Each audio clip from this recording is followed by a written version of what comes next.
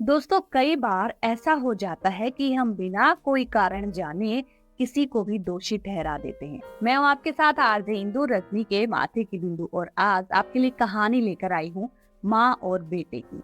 एक बार एक सुधीर नाम का लड़का था, करीब 32 साल का। वह पेशे से डॉक्टर था। एक दिन शाम को जब वह घर आता है तो अपनी माँ से कहता है कि माँ, मुझे 1 साल के लिए विदेश जाना है और आपके रहने का, खाने पीने का सारा इंतजाम मैंने कर दिया है।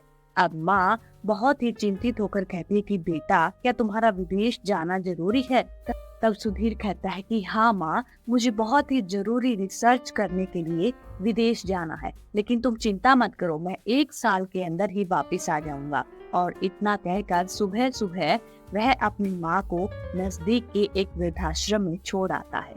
वृद्धाश्रम में वैसे तो हर बुजुर्ग जब जाते हैं तो उनके चेहरे पर हताशा होती है, निराशा होती है, लेकिन सुधीर की माँ के चेहरे पर ऐसी कोई शिकन नहीं थी, क्योंकि वह जानती थी कि 1 साल के बाद उसका बेटा जरूर उसको लेने आएगा।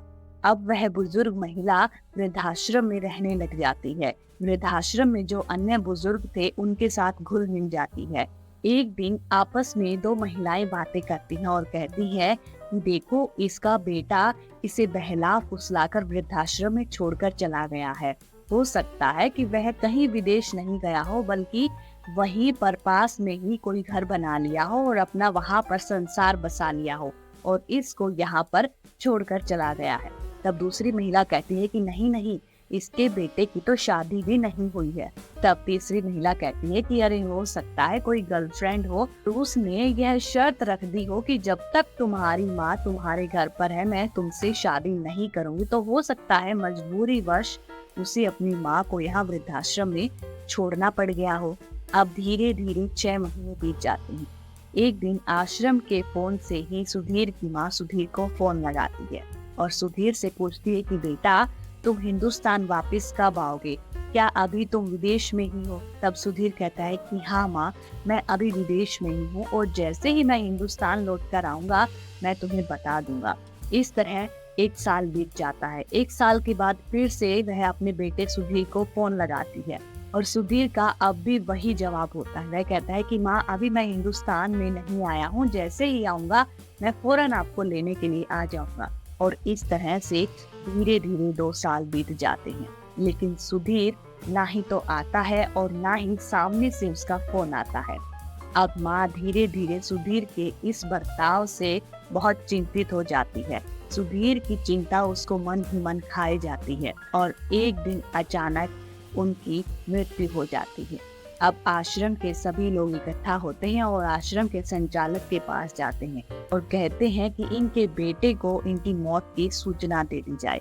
तब आश्रम का मालिक कहता है कि इनका बेटा तो 1 साल पहले ही मर चुका है।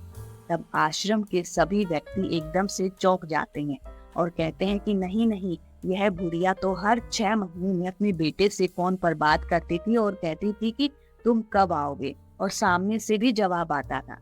तब वह आश्रम का मालिक कहता है कि इनके बेटे ने अपनी आवाज को रिकॉर्ड करके मेरे पास रखा हुआ था और वो फोन और किसी के पास नहीं जाता था, वो मेरे पास ही आता था। तब आश्रम के सभी लोग उससे पूछते हैं कि उनके बेटे ने ऐसा क्यों किया, इतना बड़ा धोखा उनको क्यों दिया। तब वह कहता है कि इनका बेटा एक दिन मेरे पास आया था और उन्होंने कहा था कि मैं ब्लड कैंसर से ग्रसित हूँ और मुझे पता है जब इसकी लास्ट स्टेज होगी तो यह बहुत तकलीफदायक होगा। मेरे मुंह से खून भी निकलेगा, मेरे मसूड़ों से भी खून निकलेगा और मेरी माँ मेरा दर्द बर्दाश्त नहीं कर पाएगी। मैं नहीं चाहता मेरे मरने से पहले मेरी माँ हो, इसलिए मैं मेरी माँ को वृद्धाश्रम में छोड़ कर जा रहा हूँ और मेरे मरने के बाद हमारा 2 कमरे का जो फ्लैट है वो मैं वृद्धाश्रम के नाम कर जाऊंगा और जितने भी मेरी संपत्ति है वो सारी की सारी मैं इस आश्रम में दान कर दूंगा। और इतना सुनते ही आश्रम के सभी लोगों की आंखों में पानी आ गया। एक बेटे को वो इतना नालायक समझ रहे थे, लेकिन आज उन्हें पता चला है कि एक बेटे की क्या मजबूरी थी। सभी आश्रम के लोगों ने मिलकर उस वृद्ध महिला का अंतिम संस्कार किया और जितने भी जो परिवार वाले थे, जो वृद्धाश्रम में बुजुर्ग रहते थे, उनके परिवार वालों को भी बुलाया और सभी को यह माँ बेटे के प्यार की अटूट कहानी सुनाई।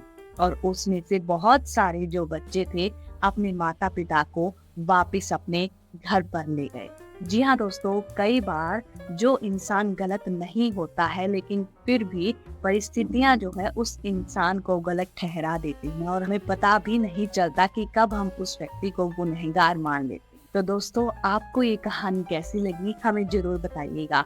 चैनल को सब्सक्राइब कीजिएगा, कहानी को ज्यादा से ज्यादा शेयर कीजिएगा और हाँ, लाइक का बटन जरूर दबाइएगा। याद रखिएगा, आरजे इंदु।